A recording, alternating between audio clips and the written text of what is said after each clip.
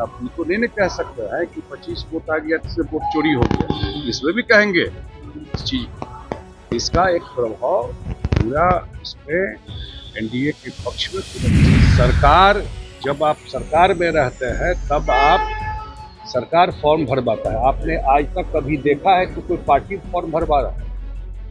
तो ठगने वाली बात है। नमस्कार, आप हैं न्यूज़ फॉर नेशन पर। मैं आपके साथ अभिजीत सिंह। एनडीए के राष्ट्रपति उम्मीदवार सीपी राधाकृष्णन हैं, वो अब राष्ट्रपति पद के लिए चयन कर लिए गए हैं और उनको जीत हासिल हुई है, जिसको लेकर तमाम एनडीए के नेता हैं वो आभार व्यक्त कर रहे हैं और वहीं विपक्ष पर जमकर बरसते हुए नजर आ रहे हैं। साफ तौर पर कह रहे हैं कि अब इसमें भी इन लोग आरोप है वो लगाएंगे कि वोट की चोरी की गई है। और वहीं बात करें तो एसआईआर को लेकर जिस तरह से सुप्रीम कोर्ट ने जो फैसला सुनाया है कि अब आधार कार्ड को भी वैलिड बताया गया है, जिसको लेकर विपक्ष एक तरफ कह रहे हैं कि हम लोगों की जीत हुई है, जिसको लेकर जब सवाल किया गया जदयू के राष्ट्रीय कार्यकारी अध्यक्ष संजय झा से, तो बड़ा बयान देते हुए नजर आ रहे हैं। और वहीं माई बहन मान योजना को लेकर भी क्या कुछ करें संजय झा, छोड़ जाते हैं उनके पूरे बयानों के साथ। देखिए, कल का रिजल्ट जो है वो बड़ा ही डिसाइसिव विक्ट्री रहा है। हम लोग कल के जो 427 वोट एनडीए का था वो तो बड़ा ही, उसके अलावा 25 वोट लोग अपनी आत्मा की आवाज पे या सरकार के कामकाज जो लगता था इंडिया गठबंधन को जो कहते हैं, तो उस साइड से भी 25 वोट मिल गया, 452 वोट मिला।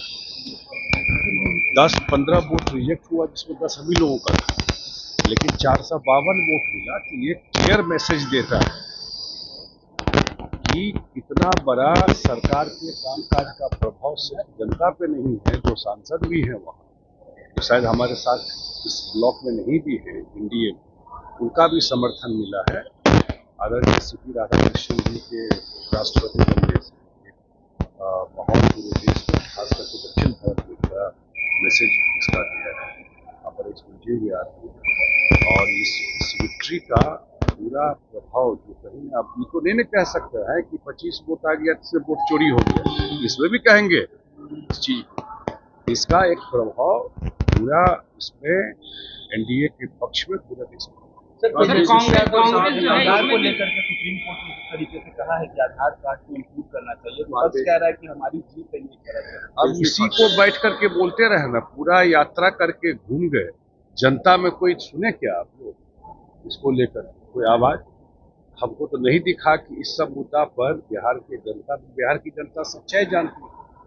4 चुनाव नीतीश जी जीते हैं, या हम लोग लोकसभा जीते हैं अभी 2024 में, यही वोट चोरी ही उतर रहा है।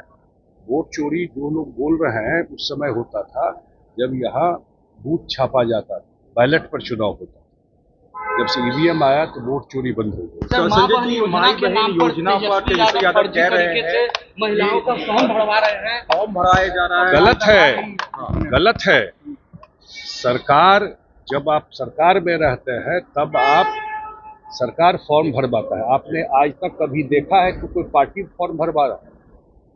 तो ठगने वाली बात है भाई। आप कुछ प्रॉमिस कर सकते हैं वो ठीक है, लेकिन फॉर्म घूम के सरकार बंटवाती है कि पार्टी। आप तक देखे हैं, आप लोग पत्रकार है, बताइए आज तक देखे किसी पार्टी को आज तक इतना चुना हुआ फॉर्म भरवाते हुए?